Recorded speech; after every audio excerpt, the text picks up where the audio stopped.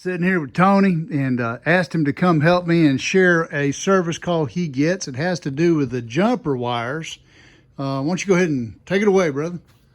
Okay, the install manual tells you to cut the jumper between R and O.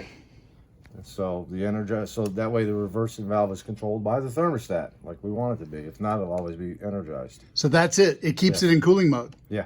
Okay. All right. So what the installers will do, though, at times they'll just take this whole jumper off, which is Two jumpers. two jumpers. The other one goes R to DS. When they do that, they're actually lowering the fan speed. Oh, that's the constant source of power. Let me get in there so people can see that. So that R to DS, if they yank that jumper off of there, that unit's going to go into permanent dehum. Yep. What is that? 80% airflow? yeah, Looked it up. 80%, It's actually 70%. Okay. All right. So it lowers the So fan speed, so now it compounds for problems because they go to charge this system up with a low fan speed. Okay. You know what I mean? And it just compounds it. They're trying to get their enthalpy numbers and all that stuff, and they're trying to adjust it with refrigerant now, thinking that that's the problem. Oh, you know God. what I'm saying? Okay. So what's going to happen is on a hot day at a lower fan speed, when it's 95 degrees outside, Doesn't have the sensible capacity. It's gonna run, dehumidifying yeah. its butt off. Yeah, it's going to pull moisture out, but it ain't going to cool the temperature Yeah. out. Now. Got people in there with And nosebleeds, cracked Most fingertips. definitely, yeah, most definitely. So that's a definite common problem there. It says right in the book, cut the jumper. So if they just get in the habit of cutting the jumper, which I'm not a big fan of either because it's still going to be powered up here. Just nip one end off and pull the spade off the other side. Nip it close, man. So that just pulls right off on the O side, right? Yeah, watch if you pull them off. Okay.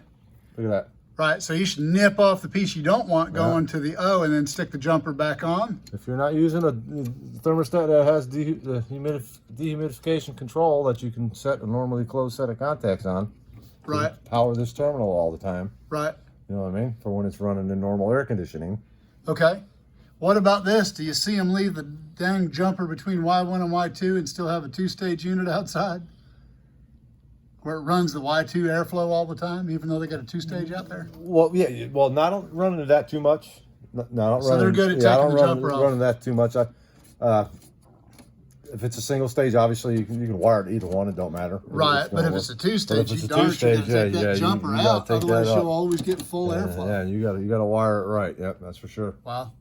Yeah, that's the main problem I see with the. I found a lot of it with the DS terminals just not being energized. Amen, my brother. Pulling it off.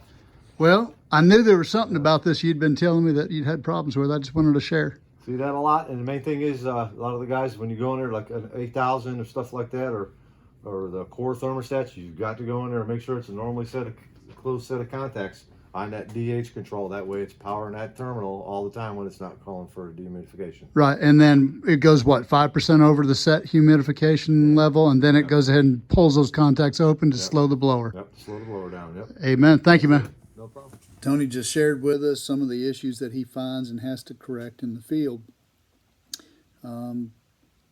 They were preventable. They were things that were in the installation instructions. If we just, had read them and understood them. The one thing I wanted to share is we made a comment about the dehum airflow. Is that 80, 85%? What is it? I forget exactly what we said, but I looked it up afterwards. And the dehum CFM on this particular air handler is different than what I was accustomed to, and that is it drops down to Y1 airflow speed.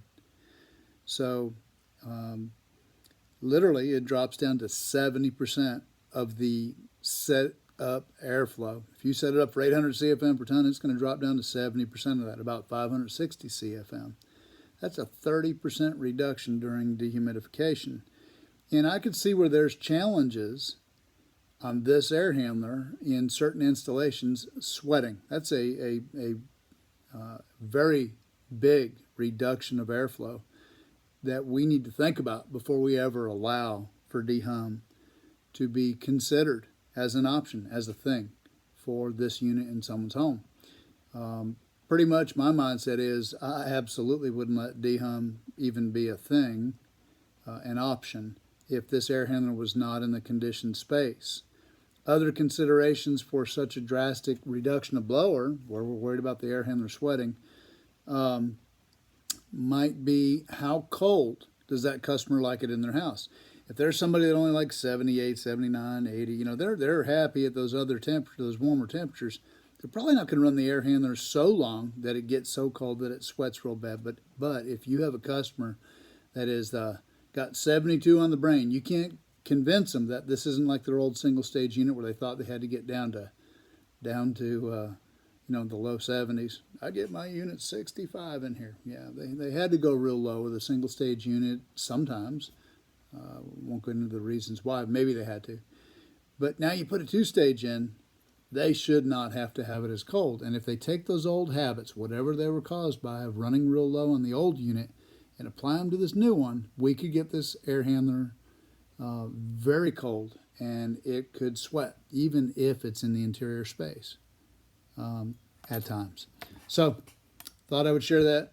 Appreciate Tony coming in and sharing. We're going to have him come in, and anything he sees in the field, we'll just bring it in and talk about it. See if I can't help. Maybe we can share it with somebody that's out on YouTube that will be able to take it back to their place and use it for positive, for good reasons. See you.